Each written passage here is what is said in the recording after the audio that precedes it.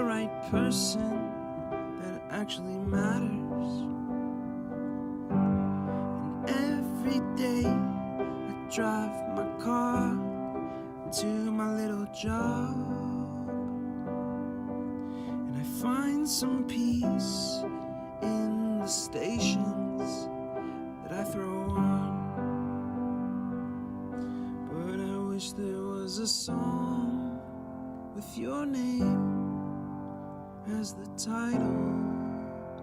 Oh yeah, I wish there was a song with your name as the title. Oh yeah.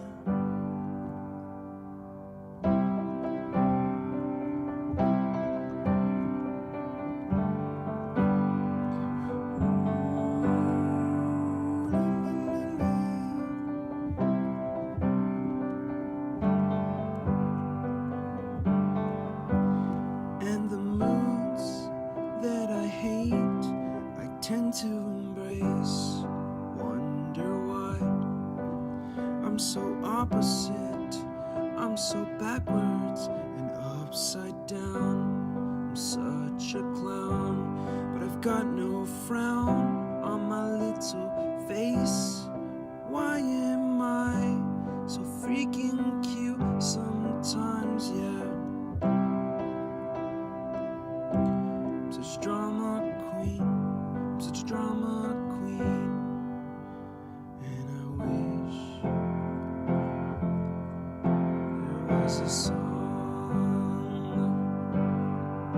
that I could make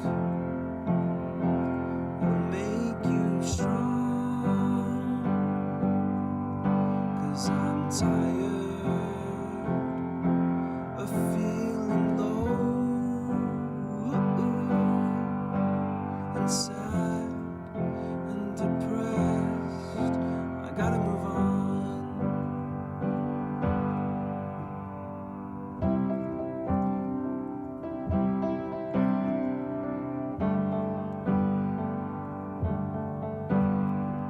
La, la, la, la, la, la, la, la, la, la, la. Welcome, welcome, welcome. It's Friday night. Pull up a chair. Andrea and I have got an hour to spare, or maybe two. So, you know you don't live on a spinning blob of rock. But what are we? And what should we be doing about it? That's what everyone wants to know. So, if you're willing to go down the rabbit hole of truth and realizing your divinity, then be the hero yourself, because you are your master. And they don't want you to know that. They want you on the prison planet. But we're asking you for serenity and courage to change the things I can, and wisdom to know the difference. Because we are the center of creation, my friends. So welcome. Let's get on with the chat.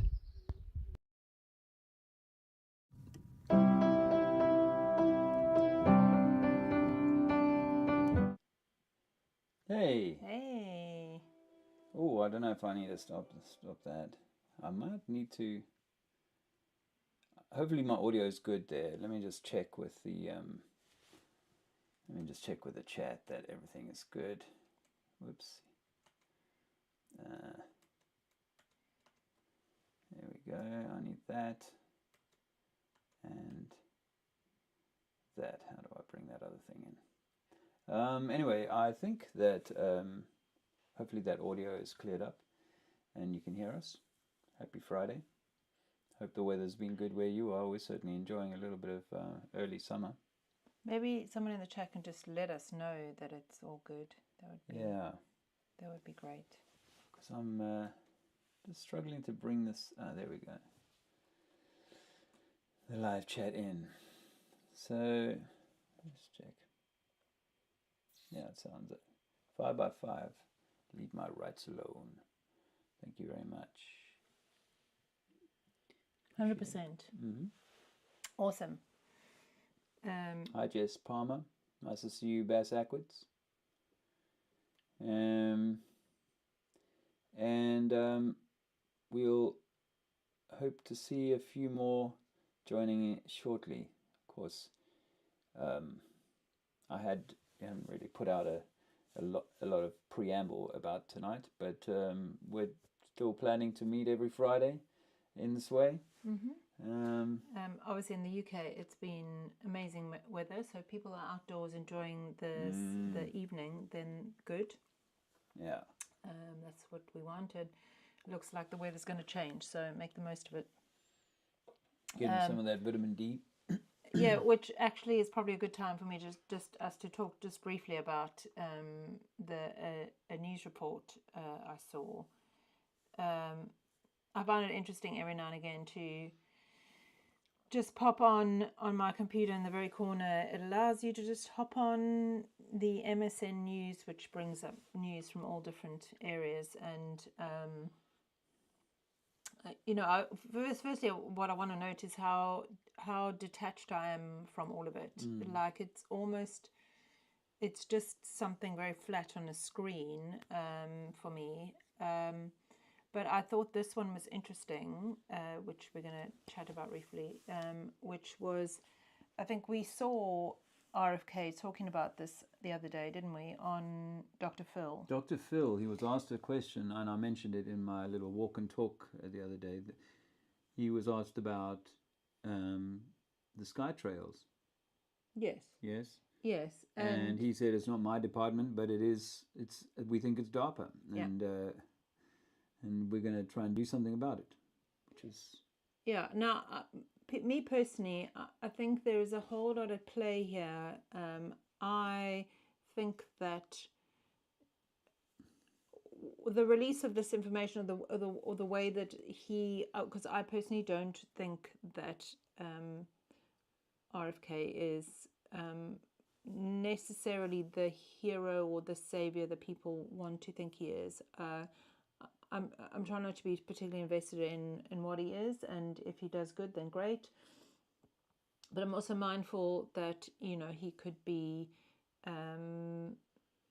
sort of gatekeeping or steering. Whether also that's in the kind of world of where you say, listen, we're already this far down the track. If you tell the flock that they've been poisoned, we are in a lot of trouble. And the pandemonium that would really create would be almost like an act of irresponsibility by someone who just set it's one of those dichotomies of this, is that if you just told everybody that this whole thing has been a hoax, or 2020 and all of that stuff was a grand deception, the crazy would be crazy, and it would be uncontrollable. So I guess there is an element of gameplay that has to be, if you're in that position. And also, you've taken an oath and blah blah blah. You have people who put you in this position of power, and they will say, listen, don't touch that, don't go there, because he had said a lot more about harm prior to becoming whatever, and he may well still say more, but he's certainly not like we would all go out and go, look, this is, look at all the injuries, and if you and by the way, if you have been injured, we very much encourage you to let us know. It can be anonymized, but we really want to know, because we think that we've got something wrong. So he's not doing any of that, but obviously it was nice to hear him be fairly candid about. So I think that that they could be both, right? Where they're dropping truths, but then are also being made to be kind of conspiracy theorists, and this is what happens in this news report that we're about to show you. So for me, I've divested from anyone needing to save me or to give me freedom. I truly believe that I am co-creating with life. Do I want to see change? Absolutely, but I truly believe that starts with me, and that's where I find my freedom is within.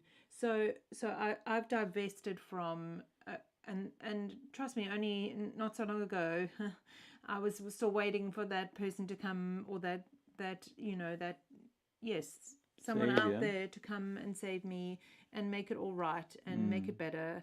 But I am no longer in that place anymore. I think we need each other. Don't get me wrong, but I personally don't have any attachment or connection to that being through the realms of politics or government. So this report was interesting because they took that little clip. We had seen her. That's where we saw it. It was Dr. Phil, yeah. no, on another news channel who claims to be sort of alternative, but they're really not. Redacted. Yes, and then of course this is a new channel, News France 24, who are talking about this topic. So I'm assuming we can play it. Yeah. So let's give this a little listen. Obviously, it's RFK rather, endorses long debunked conspiracy theory. Long debunked. There we go. Tell us if you can hear it. It's not playing yet. I think we've got a little bit of lag. If we can't, it's not a problem. We don't have to. You can go and check it out yourself. I mean, it's not it's not incredibly important. It just shows how on the mainstream this sort of comes into people's focus, and then they're very, as you can see, it's under the truth or fake part of this channel. We'll tell you, trust us, France 24. And she very much does. She don't worry, my love, because it's not going to work. But she very much says that it's got to do with contrails. It's not chemtrails. That it is not. It is not what they say in this case, and there was a bit at the end about actually the one thing that stood out for me is that she blamed humans for the climate change and but anyway, it's an interesting little clip if you're interested in that thing. Well, this is always the message I like to give people, is that the agendas that we're being encouraged to support, climate change and too much meat and these sorts of things are all to our detriment, as is the agenda for getting out of here to Elon Mars. You say that. The funny thing is, on the same MSN, I saw NASA, it was on the Daily Mail, NASA have simulated what it would look like. So if you want to go and have a little laugh, what it would look like when the asteroid hits us in 2032. And it does look like some sort of sci-fi movie. And it if you didn't know any better, you would be terrified. You would be so terrified by the possibility of what this asteroid could do on the Earth. At the same time, quite amusing. They have one bit of it where they've got this asteroid standing next to the Empire State or something. No, what's the woman? The Statue of Liberty. The Statue of Liberty, showing how big it would be. I don't think she's a woman, or the Statue of Liberty is a woman. Anyway, you know what I mean. But anyway, that was another thing that was on there, and there's quite a lot of that kind of news, right? Where it's like, there's this thing to be afraid of, and even the chemtrails. It's like, if you put it into someone's realm, this is like Dave said. If you start throwing all these truths at people, it can be quite traumatizing. It's the same as what we've seen with vaccines, and people realizing that they've perhaps taken a decision that has maybe caused them some harm. It can be incredibly hard to confront. Yeah, no, extremely hard to confront, and I don't know. I really don't know. I think that it's taken us, even if we were willing, we were like, okay, I want to know this information. Let me find out more. It's years of research, and untangling your attachment and emotion, and then gently or slowly moving to that place of no longer in, huge conflict with what you now know and the insanity. We live in an insane asylum, and we have to go about our business such that the insane don't realize that you're not insane like they are.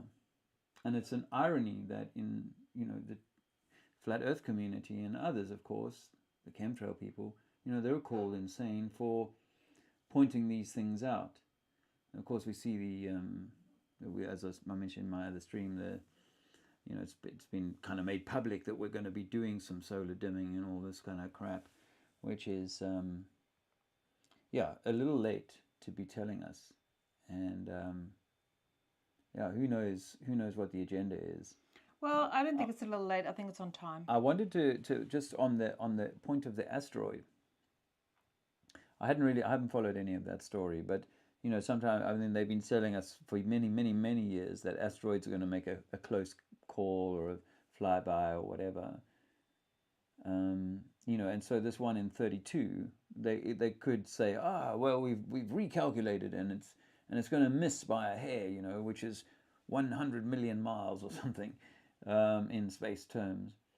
But I wondered if it is true that they're going to continue and pursue a narrative of that coming in, that Elon Musk will be the guy funded by DARPA to, as he has always been, to build the device that saves mankind, to fly out to this thing and destroy it. Because why I thought about that is because now in the last few months or weeks, SpaceX was the wonderful company that went up and saved those astronauts that have been stuck on the ISS for all those months. Nobody could do that. Not the Russians, not the Chinese. They can go to the moon, but they could not pick these two Americans up. But obviously, fortunately, they had all sorts of supplies. They had Christmas hats months in advance. They had all sorts of things that would keep them going for that length of time. So I think snack bars, for me, I think the important clothes. part about this, and we know this with the mainstream media, is that we need to keep people in that dysregulated state, in that sense of I'm unsafe, something bad's going to happen, on that edge. Yeah. And if you do that, then you always need someone to come and save you. If you're always the victim, then someone's got to come save you, whether that be Musk or anybody else for that matter. And it's not about me saying that there's never bad things that happen in the world. It's not. It's like it's that I have to be in mastery or to be in sovereignty, and I'm talking about the sort of inner sovereignty here. I have to have ownership for my safety, for my world that I create, for my emotions that I have, and so that part for me is important. Otherwise, we're always kind of outsourcing it, or we're always waiting for someone to come and make it better, whether that be politicians or Apollyon. Thanks, Squirrel, for that. Statue of Apollyon. That's your Statue of Liberty. I had said in my stream yesterday, didn't I, that Nathan had made some interesting things. Hopefully, I'll get him to come and talk about that. Not you, Nathan. Although you do say lots of interesting things. I was talking about. And Nathan the pilot. Oh yes, he was dissecting the Bible and astrology and etymology. I like what the German says. The mind can seem like an insane place indeed. The barge goes in circles until the mind knows it's done. And I think that's what I wanted to say to you, both in your intro and saying we live in an insane asylum. Well, actually, we don't. Actually, the only way they can keep you in that mindset is if they keep you in their mind. Your mind is actually the cage. Yeah. Your mind is the prison. Yeah. And in fact, in astrology, in your 12th house, that's that house rules solitude, your psyche, so your subconscious mind, connection to the other realms, but also asylum seekers, insane asylums or prisons or mental hospitals, and that's where sort of our deep shadowy stuff sits. So for me, we live in the most incredible place, and it's really what your lens is. Yes. That is what it becomes. Well, that's awesome. Thanks for that, Germans. Hi, Sue. Yeah, The World is a movie. But it's like if so, if we're sitting in a movie theater, how, although it might be gasping and exciting and frightening and so on, it's like, but you're safe. You're just sitting in the movie, you're watching the movie, and how you interact with it is very much up to you, and how shaken you are at the end of the experience is very much up to you. Yeah, well, it's the opportunity to actually, and it's the opportunity also to alter your own movie. Yeah. It makes me think of those movies where you can kind of change the ending, and actually, I truly believe that once you are really truly in your autonomy or your sovereignty, you have the power to create something that is not. Yeah. It doesn't mean this experience doesn't have hard things like losing someone or, going through tougher times. In fact, was it yesterday I reminded us that, you don't really make change or do the work when you're comfortable. We don't change when we're comfortable, which is why they like to make us just comfortable enough. Yeah. We change when we're uncomfortable. Yeah. And that's when you want to do the work, and it has to get pretty uncomfortable. Yeah, it has to. But I think it's an interesting point about the power to shape outcomes, because Totally. then it suggests that whilst we say all things are happening for a reason, and it's kind of preordained, I wonder if that in an infinite universe that all sorts of possibilities are preordained within each universe, each individual you and I verse. Totally. I heard someone talk about it in the way that the universe is neutral, and all it does is, depending on what your frequency is or your magnet is or what you've come here to learn, or how, where you are right now, it just copy pastes.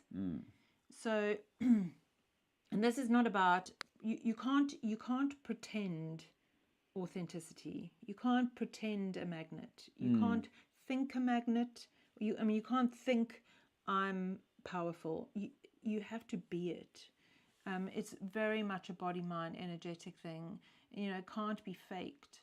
I think there may have been a time where we were all trying to fake it, and we all wear masks to cover up those things we're afraid people will witness or know about us. In fact, today where we're talking a bit about being in full acceptance of all. So this morning when we were saying both the, I've forgotten the context. Can you remember the context? I can't think of it I'll have a little think about it. I'm thinking more about Nathan saying he would join the call today, and how I would get a link to him. I think you have to do it via Zoom, so we still have to open a Zoom call. But you could pop out and ask Luke how to do that, because he's our tech guy, isn't he? Is that Nathan as in Pilot Nathan? Pilot Nathan. Oh, well, we've got time to sort that we'll all out. sort I can that pop out out and in the next little while. If you're not, as far as I know, we have to still stream it through Zoom, but through OBS. Oh yeah, we could open like a line on Zoom, and then just switch to that. Yeah, exactly. I think We're that- just obviously technical newbies here. Yes, but we So- have yeah. we're learning and we're trying to improve. Sven P, nice to see thee. You guys had a good Bournemouth hangout, meetup. Nice to see. And Tony Whitcomb, nice to see you. And thanks again for your support recently. And it was good to see you in Speaker's Corner. Wasn't that epic? Wow, I actually had such a lot of fun. Even when I stopped, I was like, okay, you know, I could go on a little bit later, but I did promise the family I would be home. I kind of wanted to be home before it was easy, went to sleep. I missed that. It was 10 o'clock, I think, by the time I got home. So,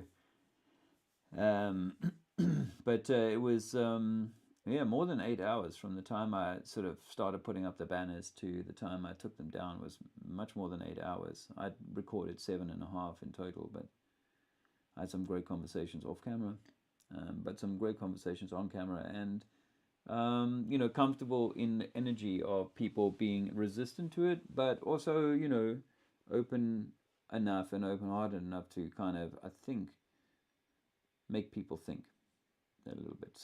Anyway. You said you actually enjoyed having the old banners with the information. You thought it was a real conversation starter, and so you're hoping to...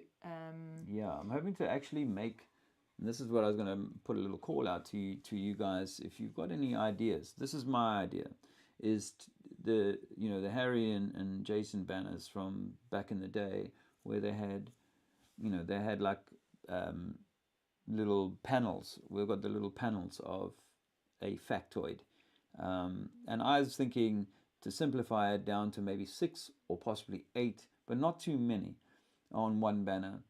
Not to overload people, but it really, you know, and I've thought this many times, like, wow, if only I had like that flat fellow had done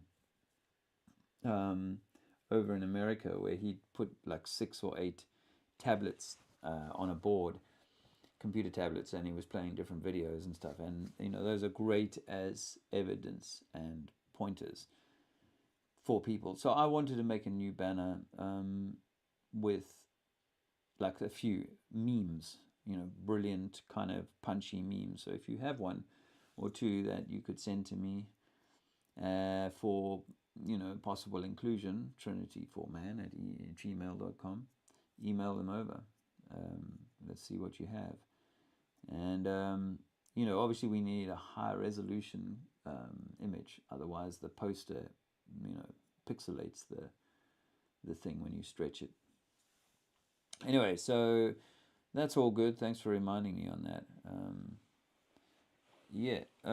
So I was not startled, but interested that the Ukraine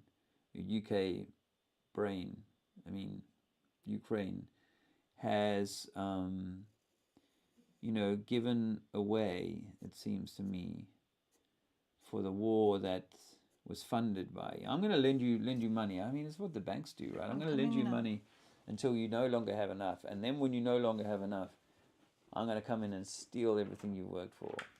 Not steal, just... Does he want to come in here, maybe? I think so. Okay, You know, he can come in. I'm holding all the cards. come You in. got no cards. I got No, I'm all the talking about cards. Billy. Zelensky. Billy. Can I have some apple?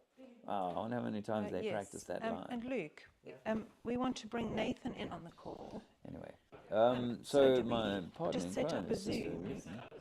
I saw, while she's out of the room, I saw a video this morning earlier that was disturbing. And then you should be able to switch It was on facial. It'll still stream Someone through. had compiled Yeah. a new video of people Well, in it's worth a public try, isn't places, it? shops, maybe on TV, just all of a sudden doing this really strange thing where the head kind of goes round like this, and they're looking like around like this, and then they'll do like a pirouette, and then pass out or pass along, you know, pass along. the same camera. You need to use what's called a And there was like 10, 12 of these that had been caught on camera. So imagine Hold on a how second. many Wouldn't if you those just things have going happened. and using the camera? It was ghoulish, and it really made me feel a little unwell in the stomach, and this idea that like you're just we were using foreshadowing Zoom like you were this using in Zoom, but you're still running 2019. OBS.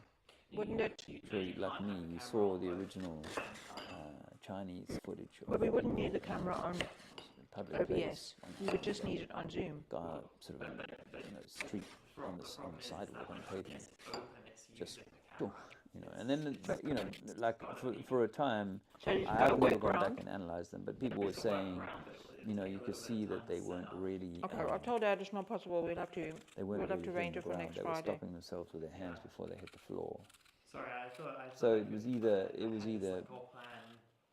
ready, but then kind of a foreshadowing and a with the It's all right. showing us what was coming, I don't think he was or it was expecting really anybody happening to to a jump few in. people who And then he was like, "Oh, gone how can we work it through out?" I said, "Oh, well, you could probably just early trials do it of through these Zoom." But a little bit more complicated. mRNA Maybe toxins. two cameras that need two applications that need the camera. okay. Awful. And obviously, one hopes that this isn't. So, someone said in the So comments how do that you, anyway? We'll they're figure being out how we do it targeted in by, future.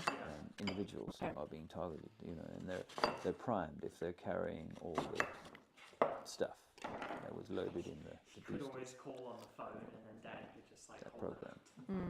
Yeah. I don't obviously I can't say I know what I believe that these things are happening. Can't believe. Perhaps more frequently. Can't be certain on that, but Come, doesn't boy. seem to be going away anytime soon. I can't take Stuffy And in the though, suggestion is that so you're gonna have to keep things are Stuffy. going to continue to ramp up, Billy, come. and they're going to add other things into the program as we know. And so, hello, Billy boy. I've got a dog here. So So that unfortunately, I was just talking a rather gloomy kind of about that video I saw this morning with the people, doing this pirouette and then passing out and on. So just awful kind of that possibility. But obviously we like to say that people, if they have been poisoned, can cleanse the poison. yeah. I mean, if But the majority of people are never going to hear that message, and there will be, I think, an escalation of that. It was maybe always. seeing as we're talking about health, I think what seems to come up so much for me around not only the health side or the disease side, and then just our general way of being is our nervous system. You took that mic out of the room, and you had a hot mic moment there. Oh, Naked gun moment. Slicing onions. I was slicing apples. Oh, you could hear me slicing apples. Zizi asked for apples. Billy was barking, wanted to come in the room. There was a lot of there was a lot of disturbance on the channel. Oh, I'm really sorry. I completely forgot. And then I was discussing with Luke about bringing Nathan in. Unfortunately, the way that we've got things set up at the moment with the camera, we can't do it. So Luke can do it, but he'd have to set up a virtual camera for next time. Yeah, so we'll have to do it next time. Sorry, mate. I so really want to that's- talk to you about that. There's a few other conversations I want to have with a few other people in the fullness of time. It doesn't have to be always on a Friday night. You and I, we could chat, in a off live situation. I mean, I'm happy to do it live during the day too, or at a time that's convenient to Thai time. Okay, so you were going to talk about something else, Manav. Yes. What was I? Were you? We're omnipresent. Couldn't hear the man properly. Yes. Yeah, sorry about that. You couldn't hear you properly. Yeah, I assume that. I'm really sorry. I was just really just saying, obviously, there's stuff coming down the pipeline. It was awful, seeing this kind of, because, I am still, moved emotionally or in a human or whatever way by people going through or dying in I shouldn't say that word, man. It's not.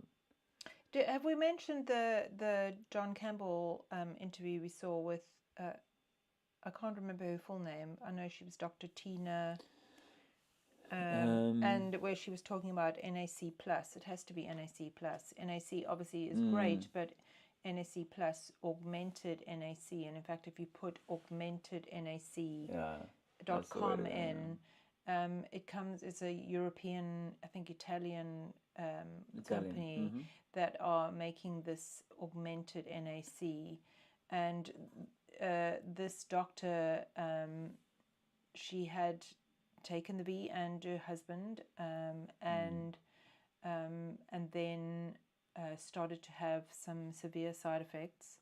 In fact, her husband had a stroke, and she obviously started doing research and came across this Italian company that were doing really great things, helping people So she tried deal with the spike so proteins. she tried it and then started using it on her patients, and she's had hundreds of success stories from Yeah, it. and her husband, and she feels great. You know, it's definitely connected to mast cell activation, which is a whole another. But I can't stress enough that the NAC versus NAC plus, this activated whatever, augmented is many orders of magnitude more effective. So if you're going down that route with anyone you know and care about, the John Campbell videos have only been in the last 2 weeks, so it won't be hard to find the lady, blonde lady about 60. What I would say is, I think nervous system regulation is such an important key aspect to this, because when we're dysregulated, in fact, it plays into mast cell activation syndrome. When we are in dysregulation, which I theorize that actually because of the trauma, we're actually dysregulated all the time. We don't go into rest and digest, which is why over long term we start to become chronically ill. And you know, it takes practice to. It's not about not being dysregulated, because that when we need it, we need to be in fight, flight, freeze, or fawn sometimes. But it's about being able to come back into rest and digest, which is when we heal. But if the body is chronically in fight, flight, freeze, or fawn, then that's when the inflammation is present, and the body starts to feel it's needing to survive. And of course, we know that would have meant that people during the last 4 years, when they were feeling all that fear, and you know, one of those mechanisms was triggered in their nervous system, because that's also where we store all our memory, our body-mind memories, all stored in our nervous system as an imprint. Then it would have been triggered, and immediately they would have gone into some sort of dysregulation, which would have meant their inflammatory markers would have gone up, and of course all the cascading functions in the body. And of course, when you did the PCR test, you would have had what would have be seen as inflammation, which is understandable. We had a situation the other day where we were having to use a coil, like a long, I'd say 5 meter extension lead that was coiled up, and you know, you've heard people say you should like unwind it all when you're using it, and it's never been an issue for me. But we were using it to run tumble dryer and washing machine, and the coil itself was already in a room that was warm. We were running the distiller in there and so on, and it actually overheated such that the whole thing sort of short-circuited, right? And if we are, as Red Herring says, and we think, electrical beings, then when you coil things up in a way and don't allow it to breathe, then there will be an overheating, and that will cause, down the line, what we know as dis-ease. Well, I mean, it's also like what happens is we have physiological changes, like the fact that we all of us mostly mouth breathe, whether that be not in the day, it might be when you're sleeping, and of course that even shortens your life, because your body technically feels like it's in survival, so it's kind of using your life force to keep you alive. So yeah, nervous system regulation and somatically is the way that we deal with the nervous system, but it's also about going to those imprints that are there from when you were conceived, really, all the way through. So, and of course, like I've said before, from 0 to 7, you have an immature nervous system. So you are using your mother and father, or certainly the field that you're in the family field you're in, you're using theirs to regulate. So if your parents were in dysregulation, or weren't able to dysregulate and then regulate, then that will be your imprint as well. That will be your normal. Correct. Yeah, we definitely are. The apple doesn't fall far from the tree, and we are the product of generations of certain vibrations. It's all good, bad, and otherwise, and it's not all. But we have been, put in a situation where we are, so-called traumatized, and we have the opportunity to realign. What makes me think, because the reason I brought all of this up was because there's that little scene that Dave saw of the the turnaround. We were sort of referencing it to the vagus nerve, and of course when we think of, because the vagus nerve is the nervous system, it runs through all parts of your body into the heart, everywhere, and then ends up finishing in the eyes. And of course you can do lots of releasing by just doing scalp massage or this here, which is why when someone is in medical trouble, they'll go to this nerve that runs here. So there's lots of things you can do, but it makes me think of the verse, or my rod and staff shall comfort thee every day of your life, and that's the vagus nerve. The vagus nerve. And one of the what made me think about it was that one of the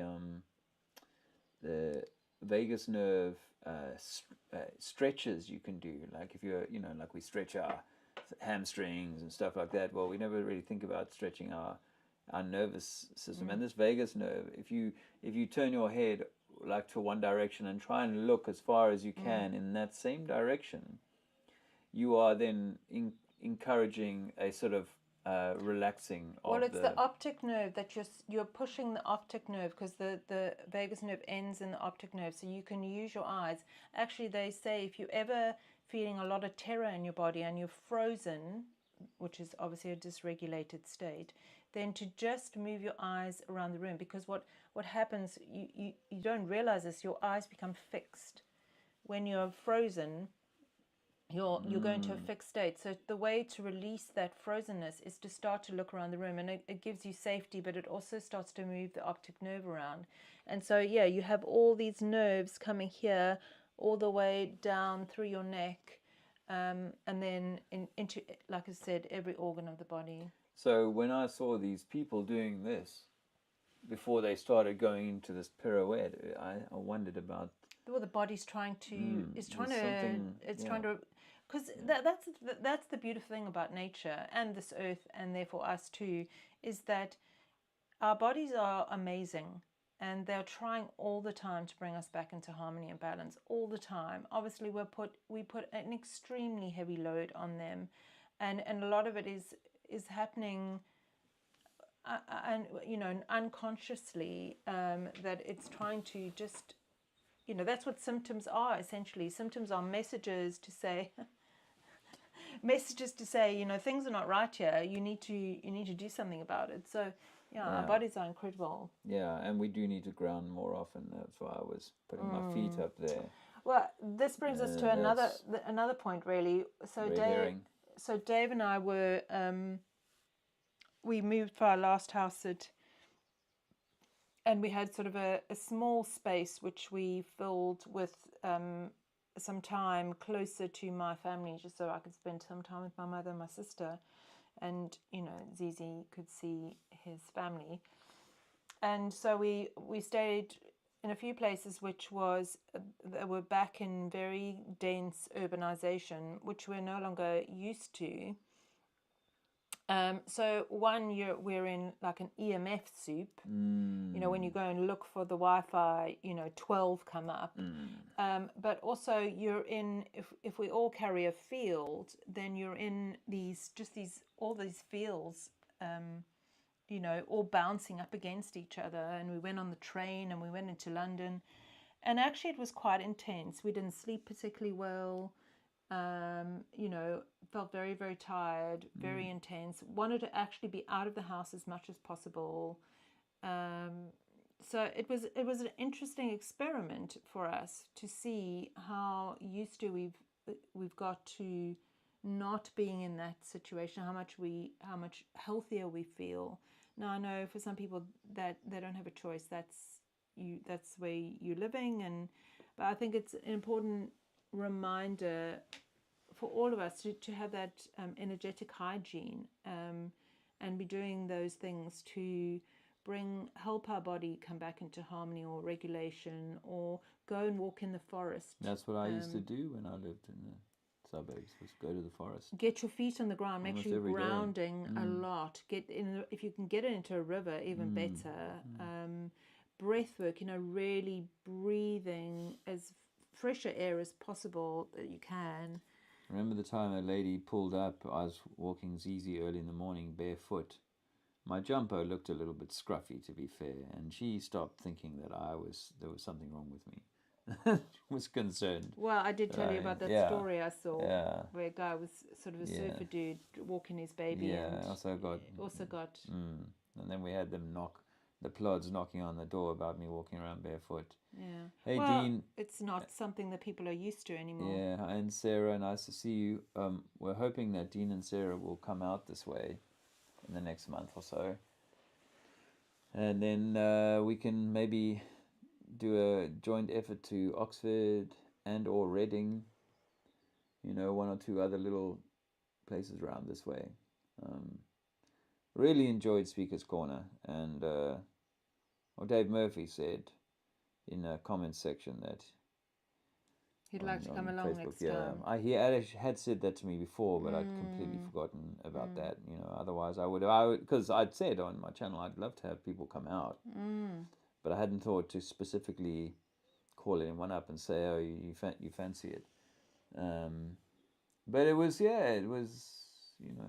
and it's right, I think, to be doing something. But it also was part of our very busy London time, and so we were saying, it's nice to drop in. It's not about not dropping in, and we took Zizi into London and Science Museum. I think I said that last week. Yeah, well, we've got to give him. He went to the cinema, and we've got to give him a taste of, the world, and so it was good. It was good to do, but it was interesting also to notice how intense it actually feels, and yes, a reminder of how much we need to take care of ourselves as a consequence. Yeah. Red Herring says, I noticed you were barefoot when we met in city centre in Nottingham, and even concrete has grounding. It does have grounding attributes, but I think my understanding is that the grounding effect is not quite as good. It's obviously less on tarmac. Tarmac is pretty poor because it's like a rubber. But obviously dry ground apparently, but I don't know that wet ground or dry ground makes much difference. I would have thought that you'd arc more easily into a wet I think the dew must definitely play a part in it. Yeah, well, and I like the idea that this dew, if it's there, is drawing up into my feet. Not the other dew, who obviously we may not speak about, because you can't speak about those who seek to control you. But you come across some pretty crazy ideas that all of this craziness beyond the spiritual and divine, that all of this craziness is the attempt by a small group of hats to who hate a particular type of people, to cause them to harm each other in the means of controlling them. And you've got to say there's a lot of evidence in that camp.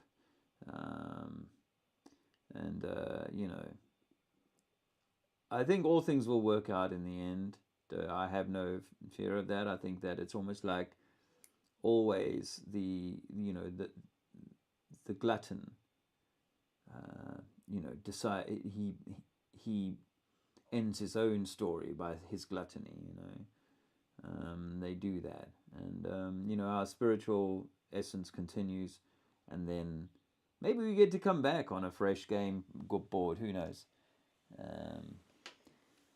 Oh no, conspiracy gurus here. Don't tell him what I said earlier about him. How are you doing, Alex? Looking forward to your party in September. Of course, there's a big party in September. Yeah, we've actually also would like to, Alex, to have you come and chat with us again. I think you were on one of our first we-gathers, but didn't we say we didn't want him to come back on again? To just kind of talk a little bit more about that event that we are very much looking forward to. So yeah, it'd be good to talk. Maybe this month in May, mate. All right. Well, that'll be nice. And by the way, just as you're here, there is some new music coming out of the Conspiracy Music Guru studios. Him and a guy called Friends have been putting together some great stuff. Well, if you're on his Patreon, then which I would recommend you do, then you'll get to see some of these things. And his latest one is pretty chill and really upbeat and just exactly what we all need right now, I think. So I'd like to, because it would not be right if I didn't talk about this, considering it's one of my passions, is just to talk about the energy right now. And I was wondering how everyone has been over the last week or so, because we had the third and final opposition with Pluto and Mars. Mars in Leo, Pluto in Aquarius. And they were in opposition to each other, which means that it was kind of Pluto bringing up what's hidden, and that can, for the Mars aspect, can be anger, resentment, rage, frustration. Wondered if that was showing up for anyone. Obviously, the Leo aspect can be sometimes about not being seen or validated, because that's very Leo. Obviously, it could also have been taking action and moving forward with something, so it doesn't have to necessarily be those things. But we certainly noticed that sort of resentment, frustration that we are carrying, that's old, come up, that something bumped up against us, and we were able to see it, and therefore, try and our best to allow it to move. So I wondered if that showed up for anyone else. Also, the new moon in Taurus was quite intense. And so how's that been? I think we're now a week away, so we should be coming up to quarter moon. It'll be up here somewhere above us right now. Quarter moon. Sometimes the quarter moon can also feel a little bit tricky. In fact, that's probably what we were feeling this morning. It can feel a little bit edgy. But the Pluto-Mars alignment is now done. It had done it 3 times. They'd passed over each other since December, I think. Obviously, this is all for our benefit and all for our opportunity to expand. In terms of, at the moment, we also have Venus moved into Aries, which is going to feel maybe a little bit better too, because it's been in Pisces, which is very dissolving, wishy-washy, emotional. So that's now in Aries. Pluto will go retrograde, I think, early next week. And Mars, I think, I can't give you the dates because I don't have them in front of me. Mars also conjuncts, which means that they on top of each other, Chiron. So there could be some sort of healing around communication or thoughts in Aries. That's when? That's, I think, also next week they become conjunct. Okay. So I think that might be Tuesday or Monday or Tuesday, the 6th, if I'm not mistaken. And Pluto's also early part of the month, so that would be retrograde, and I'm not sure how long it is for, but normally it's about 6 months, so it'll go retrograde but stay in Aquarius. It doesn't bump back into Capricorn again. Isn't this, did you say this is the same, we're coming into a similar or same alignment as we had at 9/11? No, Pearl Harbor. Yeah, Pearl Harbor. I think in July Uranus moves into Gemini, and of course you'll have Neptune in Aries. And I think the last time they'll eventually meet up, and the last time that happened was Pearl Harbor. So There obviously you go. when astrologers look at patterns and cycles, and so then they look at what happened, and you can kind of go, okay, well, what does that mean? Obviously Uranus in Gemini is all about communication that's different, and what does that mean? Well, I'm not sure. And the only other significant thing that is going to happen this month is on the 21st, I think, of May, Saturn will move into Aries. It's been in Pisces for 2.5 years. Saturn is the teacher, it's the taskmaster. It wants you to do the hard work, and it's going to give you the lessons, and that has been in Pisces. So it'll move into Aries, which could feel better, but it starts its next transit in your chart in the area of Aries, which depends on the individual. So yeah, that's the energy, okay, really. The energy forecast. I find it fascinating. I don't know how Andrea remembers all of these different placements and all these things. It's fantastic. She's been doing all the research on that, and I'm happy that she is, and for years now, it's become more and more new, refined, and I feel relevant, and we do have a cycle here. Every 28 years a certain thing. At year 40 a certain thing is happening to you, for you, because there's certain alignments, certain things, because of that. At that point, after that many years, these things come back into a particular point. I think they're in your bones or in your DNA, or it's your soul contract. It's your blueprint. It's why you've come here, and then it's just playing the. And when you dig deeply beyond the sun sign, you start to see things that are like, okay, that makes sense as to why this person is particularly this way or stronger in that area. The moon is a perfect one, isn't it? Because actually your moon sign really shows what your emotional needs are, your daily emotional needs. And actually, depending on what yours is, mine's Leo. So actually, I like to be seen. I like to be validated. I have to learn to do that for myself. But I also, when I'm feeling emotional, I want someone to witness me. Whereas someone who is perhaps Gemini, they might want to talk about it more. That's more the sort of communication. If it's Cancer, it might be that they want to just be really sort of wrapped up and taken care of. It's the mother. It's. I mean, we are mostly blokes that are listening to this, my love. So I don't know if it's any different. But it's the same. It's the same. And in actual fact, some men are more feminine moon emotions, and so that doesn't make them girly or whatever. It just means that the way that they have the emotions. Aquarius moon is more detached. It's less. And it's more in the mind and intellectual. They connect through intellectual. I just had an interesting thought, and that is that in our world, being so patriarchal and sort of so, I'm going to say masculine focused. It might be all inverted and stuff, but so masculine focused, which is sun. The masculine energy for me is the sun.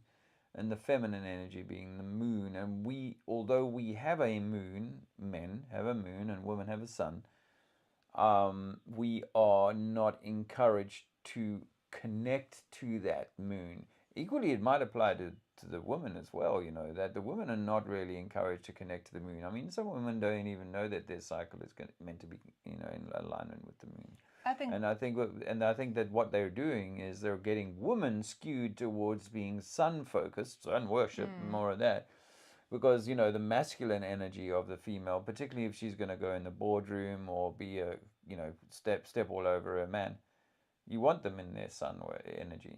So just thought I'd throw that in the pile. yeah, I mean, I think they've done it to both. I think men have been emasculated, and I think women have been sort of, and the counter effect that has, I think, on the feminine is that they've had to step more into the masculine, because if you have men that aren't standing in their power, or that aren't on purpose, or aren't the protector and the provider, and that's, again, you have the masculine will have the masculine and the feminine within, but it's it's obviously the masculine is more dominant. But so then women have had to feel like they need to step into that. Also, that's why maybe there's more scissor sisters in the world today. Well, I've also recently I love to listen to people talk on polarity and the role of the masculine and the feminine, and understanding our essences, and really trying to step into that and honor that, and deep in a woman's psyche there is this knowing that actually the man could destroy them. And so the vulnerability that a woman carries around men is ever present, and that sense of safety, which I think needs to be cultivated within. And of course, if you weren't given that, which I don't believe that most of us were given safe spaces to be fully expressed, then that safety is not there. And then, of course, we have all the mechanisms to try and keep us safe. So yeah, there's a whole realignment needed for the role of the masculine and the feminine, and then the polarity and the inner relationship between the two. And I think when we can become more conscious around that and be more balanced and more in our roles and honoring them, then already you're going to see a shift. Because I think the Trinity is the family is a whole masculine, a whole feminine, and then you create the child, which is the Trinity. And that's when we start to see the change in the world, where we start to bring up children in the way that we were never. Can that also be described, the Trinity, as the yin, the yang, or the hot, the cold, and the neutral, the red, the blue, and the green, as it is in electrical for earthing being the neutral. Earthing, we were talking about grounding, and earth is green. Earth is anagram for heart. Heart in the chakra system is green. So it's a kind of a clue, and obviously in the electrical system you've got red and blue kind of signifying the negative and the positive polarities. And when we describe or think about the earth, we think about a blue sky and a red magmatic underfloor. So that's with the green in the middle. With the green in the middle, the neutral, or the the earth. And it's always lovely to when you think of the chakras, actually it's the heart is the green, isn't it? It's you got the red and the orange and the yellow, and then the green, and then the blues, and then the blues and purples and the white. So getting going into those lighter. Yeah, you can buy earthing blankets. Actually, we were looking for one for Andrea's sister. She has been quite unwell, but looking for one because she lives on a third or fourth story and doesn't get to the ground often enough. And people talk about their their symptoms being reduced, and obviously none of these things are the one thing, but it's one of many. Yeah, in Speaker's Corner on Sunday I was barefoot the entire time, and perhaps it was being so grounded as I was that helped me enjoy the day as much as I did. I think it's you also being on purpose. I think Dave actually goes, and I think it may have been Tony in the comments actually on Sunday said he's in in his zone. In the zone. Yeah. And Thanks for that, Tony. you know, Yeah. you've said that before, right? When you start talking, sometimes it's not like you just feel like it's coming from. Yeah. You know, you're not even having to really think. I saw a comment from C Lightning 300 earlier on, which I thought, I'd like to repeat that about Sunday. I think he watched the whole thing. Did you watch all 7 hours? 7.5 hours if you watch. If you watch the first bit. But he said, I listened to all of your Speaker's Corner. You are great. I listened to all of your Speaker's Corner. You're great. Yeah. So thanks for that. Tomorrow, Mikey Smith is going to University Obs to recording it live. He's going to ask questions, and he's recorded Sirius with a green coil, white bass, and twinkling colors. Yeah, I mean, I love the different imagery we seem to be getting from the luminaries, and I'm pretty sure we're looking at some kind of. That's something else I saw on that MSN news thing. Yeah. That NASA they've heard sounds from a planet. Oh. Wow. I obviously didn't watch it. I'm just like looking through, and as you scroll through it, the video starts to play. Yeah, I don't think that whole scenario ends, and that's why it was, when people saying, I think Trump actually might be the guy, like, yeah, but remember the first time around, aside from him pushing warp speed, the first time around, he started Space Force. So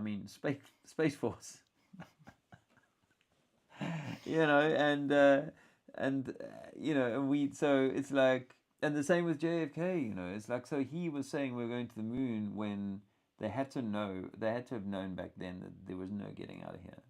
They already knew that by the 60s. And of course there was that, we've all seen that scientist famously interviewed for American TV saying they won't get to the moon because it's plasma. So it wasn't as though, just like with the V harm stuff, these people can pretend, but you've got to have you can't, it's impossible not to know that some people are saying there are problems with the thing that we're doing. Well, are we going to invent? No, we're just going to keep going off in that direction blindly, not listening to any of the people. Well, it's also this like that you need to escape something, right? Because actually a nervous system dysregulation is to flight, it's to run. And it's associated with anxiety, actually. So there's need for us to like get away from here. I feel completely differently now. There would have been a time when I would have agreed with all of that, and actually I just wanted to run away and hide. But now I'm like, I'm so excited about being here and what the possibilities are. I really am.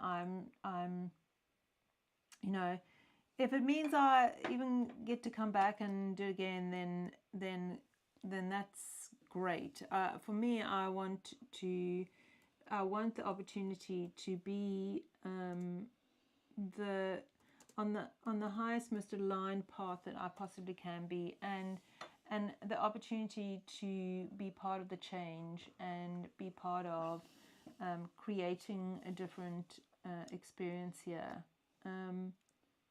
So yeah, for me, it's like I don't want to go anywhere. You just want to be Miss Agro. There's a whole thing going on in the chat going, Miss Agro, this is bass backwards, because everything is bass backwards. Miss Agro? Miss Agro is actually orgasm spelled backwards. I think there was a chat about, semen retention and stuff like that, which is an interesting one. So just AP, yes, David, nice to see you. And it's quite a lot of chat. Hi, Cameron. Yeah. Resonance. Or you? Good day, Nathan, from another Nathan. Other Nathan. The reason it's not. You said earlier on about that I can't send a link because I'm not running this straight off of YouTube. If I was running this straight off of YouTube, I would be able to send out a link to you. But because we're running it via OBS. OBS, it's a whole set of settings that you have to do in order to kind of allow it. See, it says start virtual camera there. Anyway, we will definitely get it sorted, and we'll learn how to do that because we really want to do that, don't we? I mean, we want to have other people come on and chat. It's nice to be able to have that feedback, and also we want people to be able to share what they. Because I think this is the beautiful thing about astrology for me. Everybody has their own essence. They have their own medicine. They have their own reason they're here. Often we think, what is, and of course the system just makes you think you have to do 9 to 5, and then you're lucky if you get a 2-week holiday and then retire and play a bit of golf kind of thing. But I truly believe we've all come here with this purpose. And I don't think you have to find it. I think you really are it, and whatever that is. And so it'd be great for people to be able to come on here and share that with everybody. And interestingly enough, where Mars is in Leo, now Leo wants to be seen. Leo's the artist, the actor, actress, the expanded, heart open lion wants to be seen, but yet actually most Leos, the thing that they've got to overcome is the fear of being seen, because we have made being seen mean a lot. For me, being seen means I'll be punished. Wizard of Oz I'll be shamed. Comes to mind, because the lion needs to find courage. Exactly. So I fully understand how to come on and be seen on screen is sometimes does take courage. For me, I still like having Dave around. It gives me that feeling of courage, and in the fullness of time, I'm hoping that I will be able to do that solo. But yeah, so I totally understand what it means to actually come on, and for some people it's just not their thing. That's okay too. But if you have something to share, then it'd be awesome. Yeah, it would.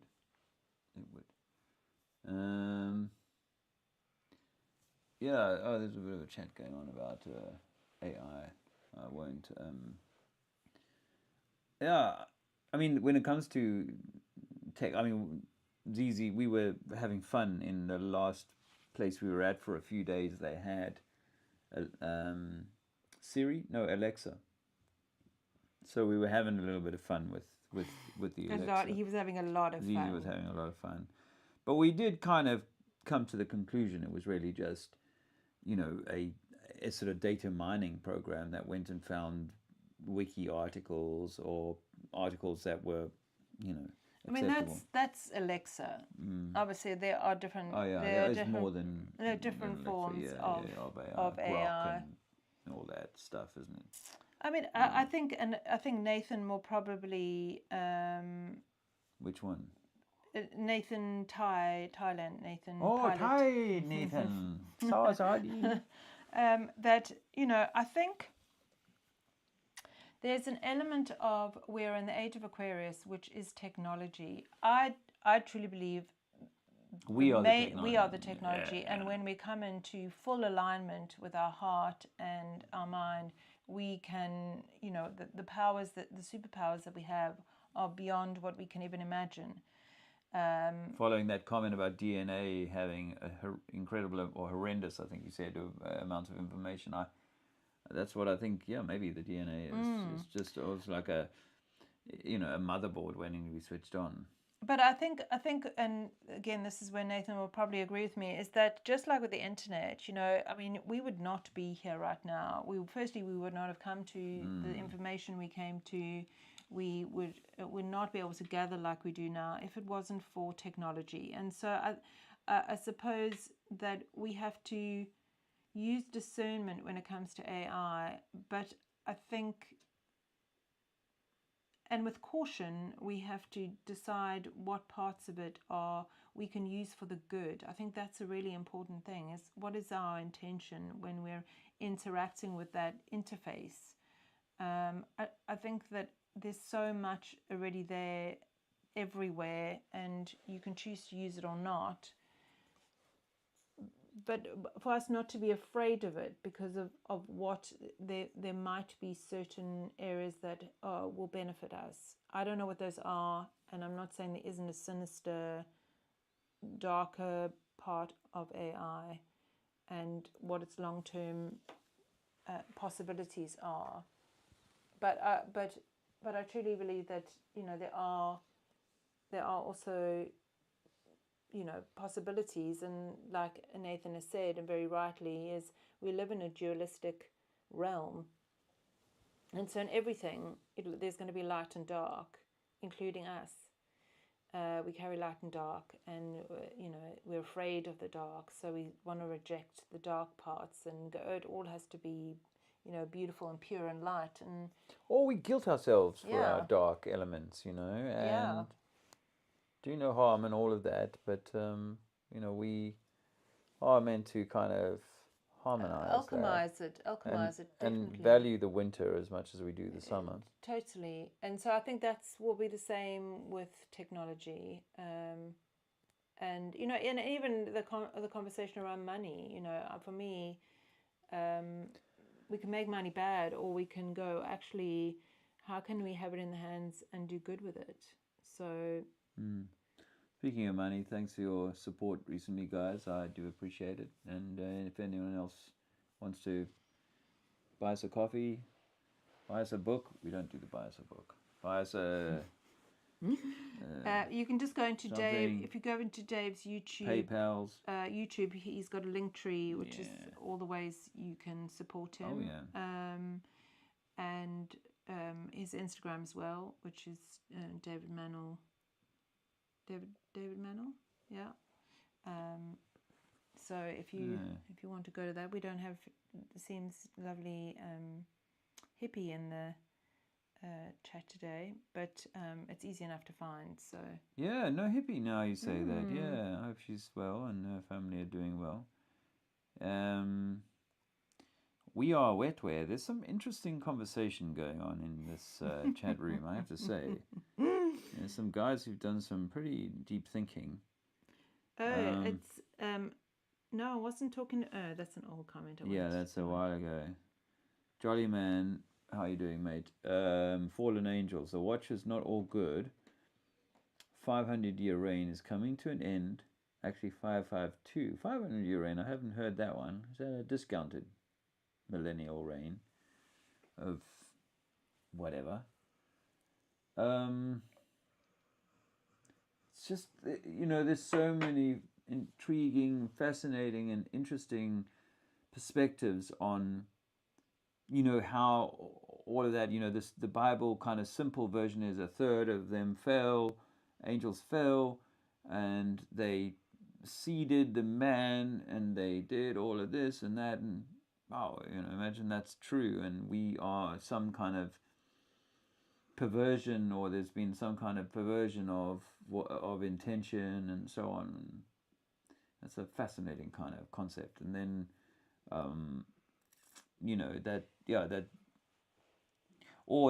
that it's really just within us we have these elements that are fallen, or that are of the dark side, the 1/3 of the Trinity that is the dark element.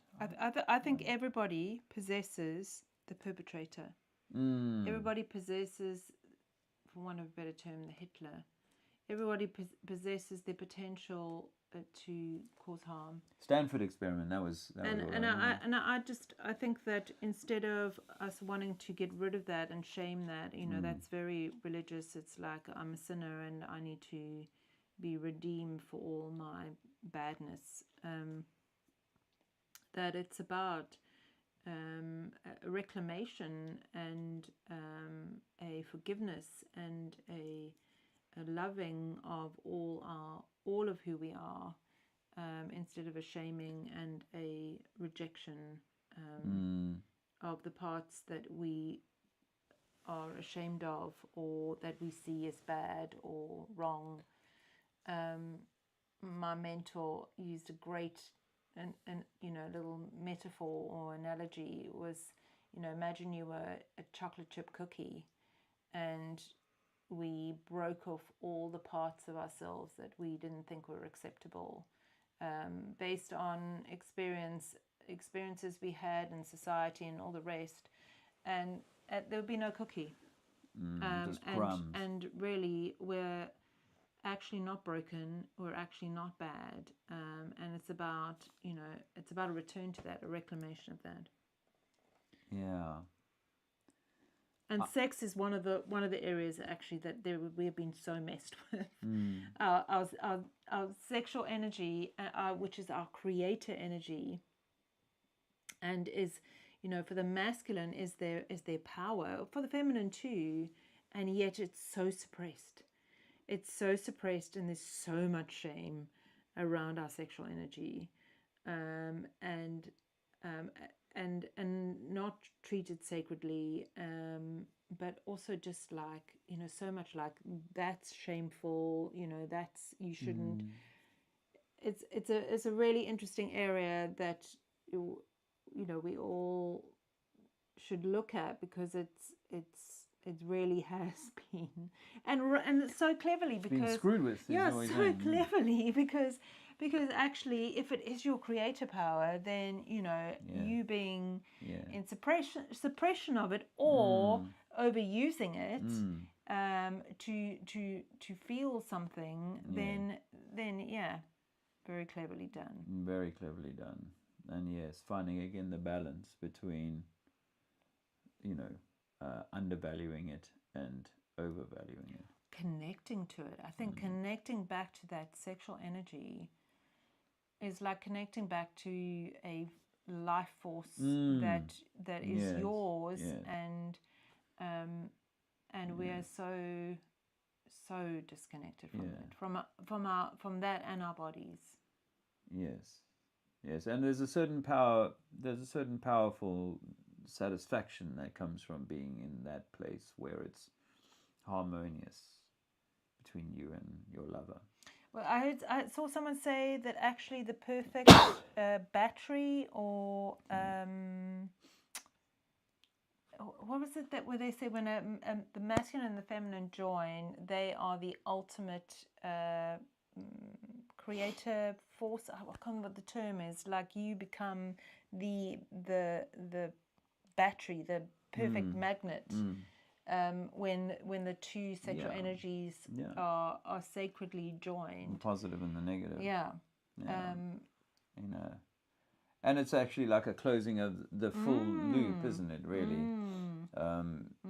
perhaps it's like that. But Squirrel only does cookie dog and Girl Scouts cookies, which are very tasty to smoke, I think.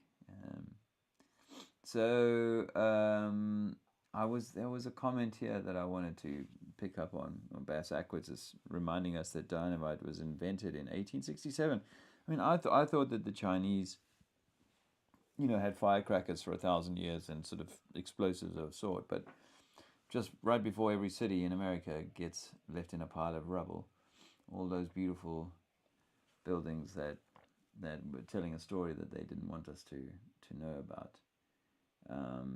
And that is a segue into the other comment that I thought about, that someone had made now, which was about, the question of AI, and were computers, was this program holding off until such time as, if I caught the thread right, until computers were developed. And obviously we could say, oh well, it's all just coincidental, but like I was reminding somebody yesterday that that the Twin Towers were built in 1968 and turned to rubble 33 years later, and that they were built in order to come down at that time. And so the genesis of the gene of Isis, which is Nathan taught me that this week, the genesis of or rocketry, all computing and all of this stuff comes out of DARPA, comes out of defense agencies and so on. And it's like, is it possible that this technology was always available, but they were hiding the ability to do it? Because when you look at like a computer chip and you think, wow, there is a million photographs on this tiny little chip. How the heck is that possible? You know, and that I am communicating with you within seconds of me saying these words. People across the plane, in their millions, okay, in their fews, are able to hear what I'm saying, and that is beyond, like, you know, mechanical, you know, thing. It's something, you know, in the ether. It's something technology. They're using crystal. They're using, you know, sand, basically, silicon, isn't it? They're using glass and other sort of materials to hold, even water to hold information. And so, you know, I think that the, let's say if there was an overarching kind of controlling hand somewhere, that they would have designed technology and a gradual, over 100 or 200, 300 years, progression from steam to this place where we are now, with always with the intention of designing in this transhuman super consciousness or AI consciousness that we could then plug into. It just feels like this end goal of transhumanism, which requires the computing thing, had to have always been in the works. And therefore the possibility is that they knew that this technology was going to become available. It was only a matter of time that it would either be seeded by these people who hold it, or developed by a man who's got the skill to kind of take the technology step by step. The next. Can I offer you another thing where, if we Go look ahead. at biopurification, or that consciousness is evolving, or you know, we've gone sort of, we descended, but now with, I believe, an ethereal reset happening, that actually the technology that's coming out that is man-made, you know, actually mimic what is actually we are capable of. And it's available to us. The possibility and the availability, but you have to be so aligned and regulated, and the temple has to be in its, you know, in its best shape. So like doing all that work, we are capable of that. So it's almost like, I remember when, just before the sea happened in 2020, saying there's going to be the man-made story and then there's going to be nature. And I think it's the same thing. I think that actually, if we were able to tap into it, and some people already are being able to tap into those possibilities of technology, even manifesting's a, you know, it's a technological experience. We're manifesting all the time. We just, because they're able to hijack our thoughts, and not necessarily by using technology, just by simply loosing our trauma. They're able to plant in these ideas, and then we co-create with them, instead of co-creating with something much more expansive and possible and infinite. So that technology, we have it already. So then they know that. Of course, they, you know, the people that are know this realm, they know that already. So the stuff that's becoming available, It's incredible. you know, and in a way, we are going to become transhuman, but not in the sort of spiritual sense.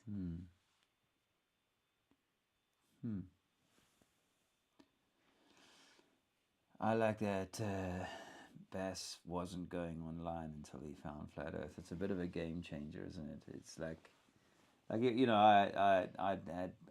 gone off the TV, but I was researching stuff and 9/11 and stuff like that. But once I found Flat Earth, that was a big game changer. Where it was like, wow, the whole thing. This is not just a few governments and maybe some secret agencies kind of colluding. This is the entirety of what we are and what this thing is. It's everything.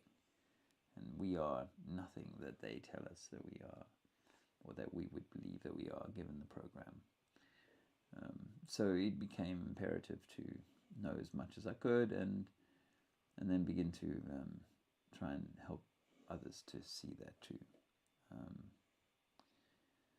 So Jollyman says Gnostic Gospels hidden from the Catholics' Book of Enoch, removed from the historical true accounts. Egyptian Bibles have no mystical beliefs to believe in or worship. It's funny, I was having a chat with a young man the other day who's a recent convert to Christianity, and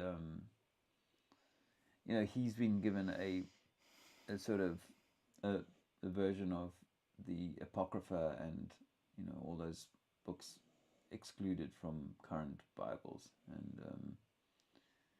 there's always the explanation, isn't there? Just like with the globe religion, there's always the explanation as to why we see such a thing. And once again, I'll say it because I like to, just want to try and seed this idea into people's conversation, that if we see a 24-hour sun at any place on the earth, then we should see a 24-hour moon from that same place, matter of fact. Unless they'll have an explanation as to why you can't if you can't. But I don't know that you can, from the locations that we're given for 24-hour sun observations. But in the Antarctic winter, when it's 3 months of dark, you should see a full moon 3 times in that time, at least. Or wherever the moon is, whenever the moon's in the Capricorn phase, because that's when we can see, apparently, if on the globe, when it's in Capricorn, for a week or so, you can see a 24-hour sun in the southern regions of the Earth. Well, then you should see a moon 24 hours as well, particularly in the nighttime phase down there. So can I just David said I think the controllers knew when all became connected to the internet, they had to create an event that was obviously a lie to divide the real players from the NPCs. And just our take, or certainly my take, but I think Dave's sort of similar, is that we don't really buy into the NPCs.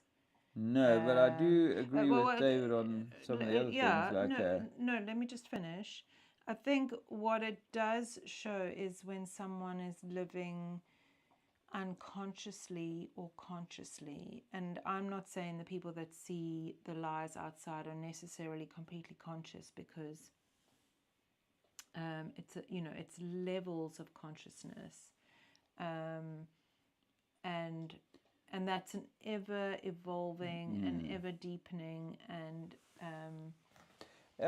experience. As Bass backwards says, perhaps God is consciousness itself, and I kind of resonate with that. Yeah, I do too, and I think that I personally think that God is love. I think that experience of love is the experience of consciousness, and not I'm not talking about love, that's the sort of romantic love. I don't think love is something that you necessarily even feel or give or take. It's a state of being, and with that comes the ability to be compassionate and trust deeply. So yeah, that I think I agree with that. Yeah, and I think that, so coming back to David's thoughts about, and other people have said this, including possibly myself, this idea that, are there NPCs? But, if this is going to sound a little bit. I don't want to sound pretentious, Superior. but like superior. But maybe, maybe this is more of a a call to rise in consciousness, and that is that when we are when we've been neutered, when we've had our nervous system shut down, and we're in all of these states of fights, flights, and fawning, and we're sort of head bowed down and going along, and like a nodding dog, then you could say that we are at a lower state of consciousness. Now, I just want to kind of say that just because I know that the Earth is flat does not mean that I am now of a higher state of consciousness. But perhaps we're starting to spiral out it gives of you the steps. that kind of, because, like, if I had to turn the clock back 15 years, then somebody who was already like deep into truth, they knew about 9/11 or whatever, they'd be like, this is NPC, I'm an NPC, because I'm at a lower consciousness kind of place of just kind of seeing things just like in the same way as reading the Bible and seeing it at just the face value. This is what the BBC, Al Jazeera, Russia Today, I used to watch all of them. This is what they've told me, and I've kind of now I understand things, and I'll go go and pay my taxes. I like to think that everybody has the possibility. I think we're all coming with the possibility to return to God, consciousness, love, whatever that feels comfortable with, you feel comfortable with. Everybody has that, but we have free will, and for some people that's not going to happen.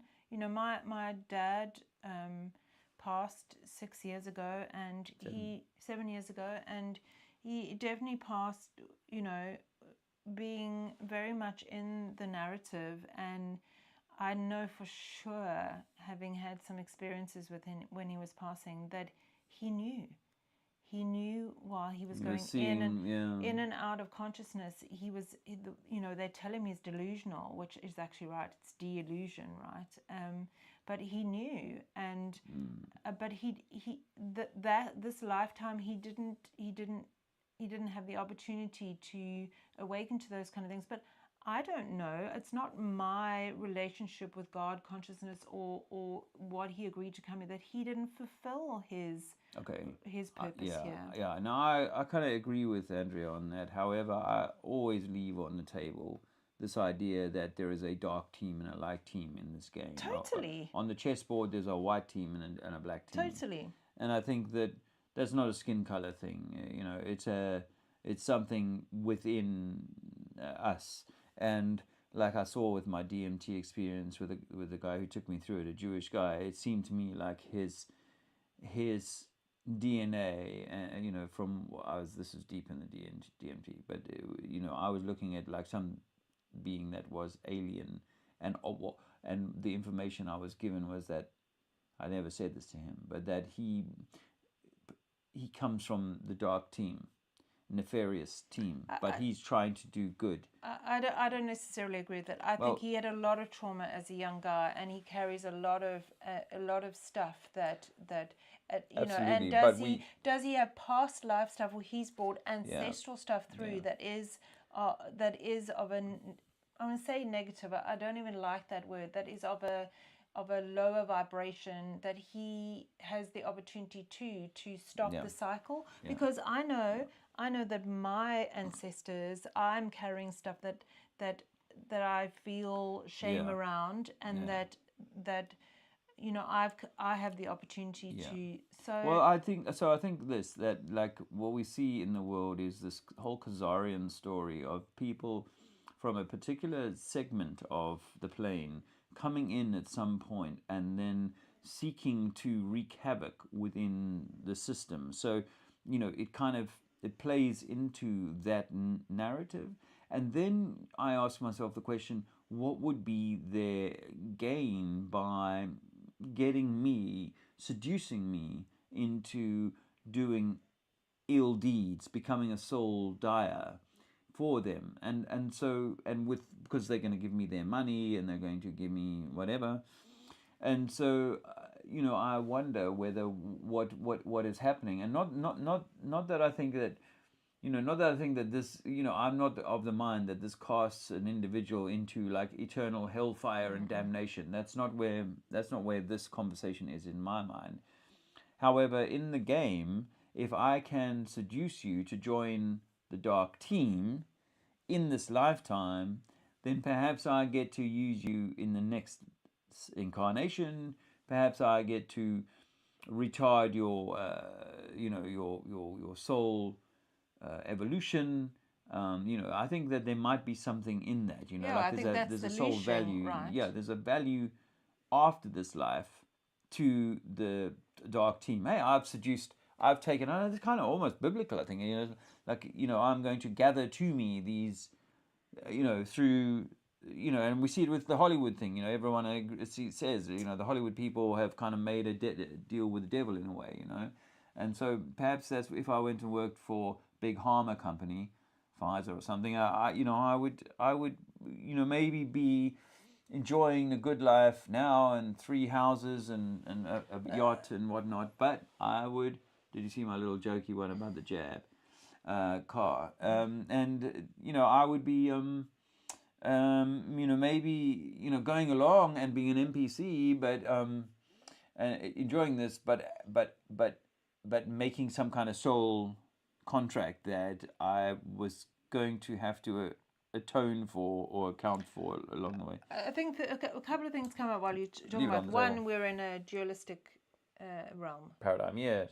Two, we know that Satan, which is written in the Bible, it used to be a small s, now it's Satan, but Satan, which is known as the opponent, is necessary. Like we said earlier, when do you make change? Is when you feel uncomfortable, right? So it's like we have to have the contrast. This realm has the contrast. Yeah. So whatever the intention is, it makes sense to me that if someone has been this sort of in charge of this realm, if for want of a better way of putting it, and they want to retain that, right? Someone doesn't want to lose that. So I say someone, I mean an entity, and so to keep that going, you would do whatever it takes. That's the psychotic nature of a controller. Actually, part of my studies we learned about masks, and the guy who named these masks originally in the 70s, whatever, called the controller the psychopath. And so to be the controller, or to want to be the leader, want to be in control, you have to be willing to do things that are of a psychopathic nature. So, but I also know that in this school of life, this journey, it is about us being pushed to experience things. Now, we talk about the gut biome. You need the bad bacteria, but if the bad bacteria is out of is overpopulated, you're going to be sick. And I think that's what we see in the world, right? I've said this many times, and Mr. Squirrel Sniper might be able to confirm this, but it's my contention that ivy in a forest could, over time, just decimate the forest by strangling all of the trees that it's using to keep itself up. But in so doing, it destroys the forest and everything falls to the floor, and then different things rise once more. I like David's comment about Dr. Bass. I think about that all the time. Like, what started all this reality? Maybe we're just God's dream in physical form through human consciousness. I like that, David. You know why? Because in the Bible, it says God created us in His image. And image is short for imagination. Imagination. But that also... so it's all maybe in God's... it's all a dream in God's mind. Imagine that. I mean, that's, I like the idea that we're inside of God's lung or something. Or some people say we're on God's eyeball. The center being the iris. We're actually the bacteria. We're the bacteria on God's eye, actually, and we've given him a sty. That also lends to the notion that actually what's possible is beyond your imagination. So it's just so incredibly vast, the possibilities in your life. It's just because of the trauma and the belief systems we have, and yes, we all still carry belief systems that are so deep in our tapestry, that are like ancestral wounds of, I'm not worthy, I'm not valuable, I can't have what I want, I can't have what I desire. They're running like quietly and just, there. And this is, that we live in limitation. I think that's the whole point of the globe. It means that's it. There is no more possibility. If this thing doesn't work, then, and you can't get to Mars, then you're stuffed. But that we actually have this possibility to create the most amazing life for ourselves. Yes. That needs to be it, hey, like this, because I do meet some beautiful truthers who are so lost in needing to not lost, but so focused on needing to get someone to pay and get them to stop doing what they're doing and so on. And I really admire that, because wouldn't we all want that? But it's like that's not constructive for your own soul growth and your own evolution. Well, I'd say it different. I'd say there's something to look at. There's something to look at if you're waiting or expecting that the outside is going to stop doing what they're doing, or even take responsibility. They might, but to not wait for that to happen, to come to a place of forgiveness and love and boundaries if needed, but and to start creating the life that you truly desire. Yeah. Start creating the life you truly desire. And the thing is, man, I was saying this to somebody. I had this incredible encounter at the supermarket yesterday, or the day before.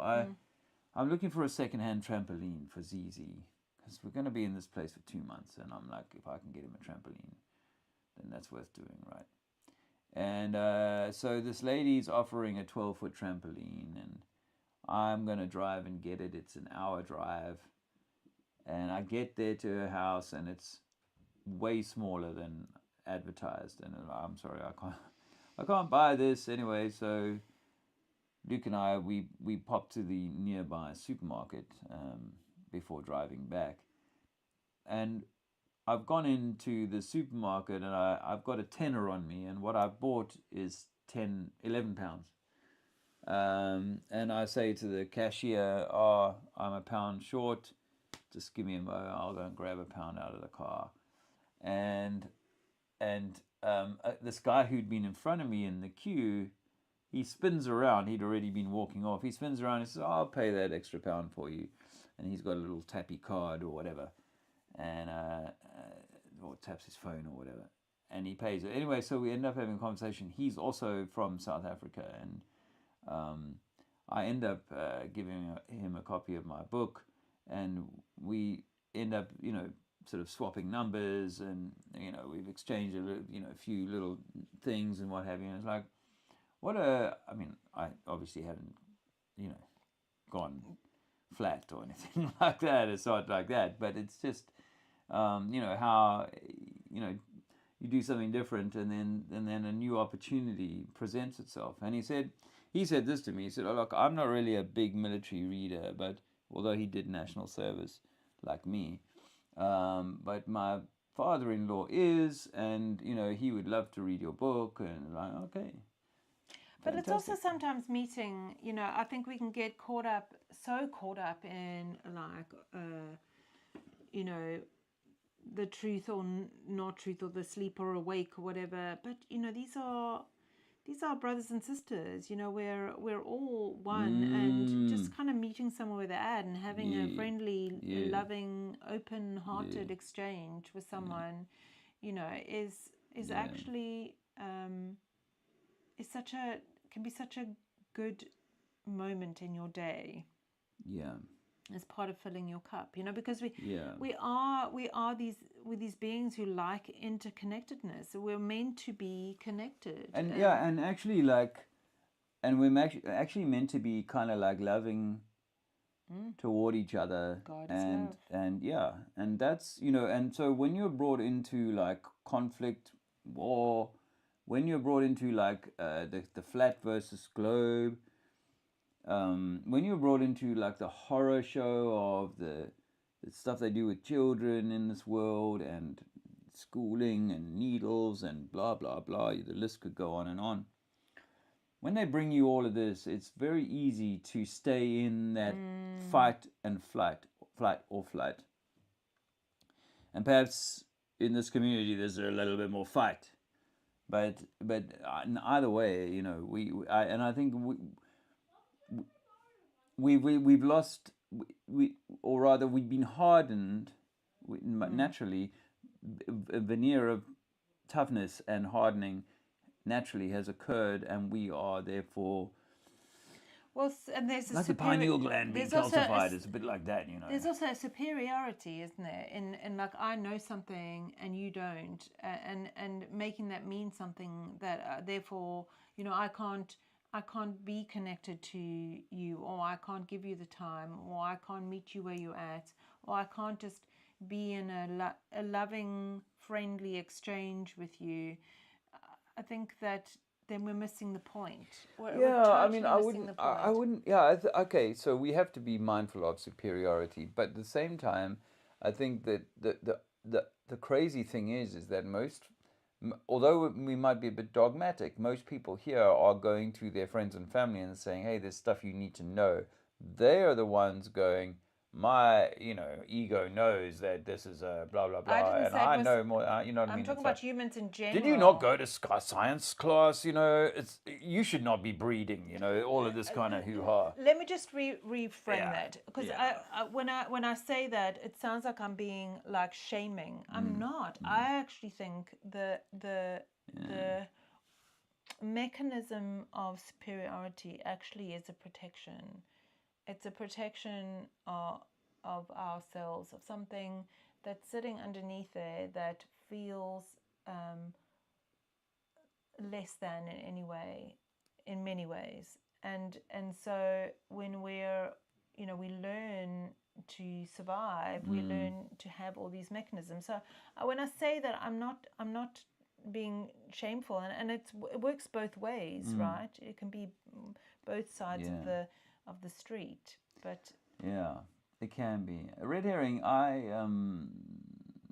like a question: should we love our wayward brother Satan or the devil and all that stuff? And I do wonder about that, and me too. And I think I want to say yes. I think we should, but at the same time, that I'm not like, okay, that's excusing them from continuing to do ill deeds. And so if ill deeds are occurring in your world and you can do something about it, then perhaps you should. But remember, loving someone is also sometimes saying no. Loving someone is sometimes also saying, no, you don't get to do that anymore. A boundary is actually one of the most, being completely truthful, because most of us end up being pleasers. We want to make sure the outside is happy with us. But actually, the most loving thing you can do for yourself and another person is be completely honest and say, no, actually, no, you don't get to do that to me. And the do no harm rule applies, but I think that what I was just thinking about, how in COVID, they actually mandated people. They didn't force people. Actually, they felt like they were being forced. Some people felt like they would, no jab, no job, and all that hoo-ha. So people were being tricked, but they basically had to consent to go along. You had to take your body there, and you had to lift up your sleeve and all of that hoo-ha. You had to do that, and you were consenting to it, even though you were tricked, and it wasn't all the but they didn't tell people the full truth, of course. But he said something else here. Red herring did. Lucifer, maybe all of these components we need to integrate back into the whole. Yeah, I mean, I actually, like, so I follow on Facebook. I signed up to like a Rosicrucian Facebook group because I thought, I was surprised to see something like that pop up, but I was like, oh, well, let me just like join the group. I won't like go in there and talk shit to them. I'm just going to see what they're saying, and interestingly, if you read the comments in there's, they don't all agree with each other over certain stuff, and a guy will make a certain post and others will, this is ridiculous. A bit like in any other arena, you find them not necessarily agreeing. Talking about Lucifer, the light bringer, and things like that. And I do wonder whether, and I have wondered for a few years now, whether the whole, my original kind of fear of Lucifer and so on hadn't been impressed into me by people wanting to kind of get us all screaming over the wrong kind of thing, and yeah, so some of the symbolism and so on isn't necessarily as frightening. I think that we should be told the truth. But like I said right at the beginning of this stream, I think that as much as I would love for that to be possible, I realize that opening the gates of Shawshank Prison tomorrow would cause a lot of problems. And so it's not necessarily viable. We are not necessarily, and someone, I think this conversation maybe came up in Speaker's Corner on Sunday, that this idea that there are higher consciousness beings beyond the continents we're locked into, and that for maybe later on in other life cycles or something, that kind of level of living experience is available to us. I'm not doing this because I'd like to go there, but it would be nice. I'd also, I think forgiveness is something that us humans really struggle with. I don't believe that it's a God level thing. I think that forgiveness is only for us here in this human form, but I think it is a way to freedom, actually, because when we hold resentment and anger and sadness and grief and hurt and whatever about something outside of us, then we stay in a state of not being free, not being truly whole, not being able to fully return to our wholeness and love. And so I think forgiveness, and people always have this concept that if I forgive someone, then I'm letting them off the hook, and that's not the case at all. But it is about having peace about something, or like you said, integrating it back into the collective, but into us. And that kind of goes back to what we were talking about, accepting the light and dark, or harmonizing or alchemizing the light and dark that we have within, not those parts of me that I deem unacceptable, to kind of keep them back in the shadows. Awesome. Jolly Man, your comment is interesting. Gabriel, friend of Muhammad, was to introduce a one world religion, same old story, stayed with an angel for 26 years and taught him to write the Quran. I was saying to somebody the other day, I understood that one of his wives was a Catholic nun, former Catholic nun, and she was the one who fed him the text written by the Vatican. So, but yeah, Voynich said that someone told they saw the curve after I told them about observation instead of theorizing. Basak was they remain being hilarious. Well, nice to see you, and nice to see you all. But I think that's all we've got time for tonight.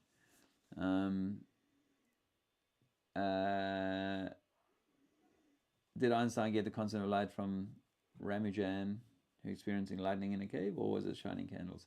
And apparently, the speed of light is the same if you can turn it into the coordinates of the Great Pyramid or something.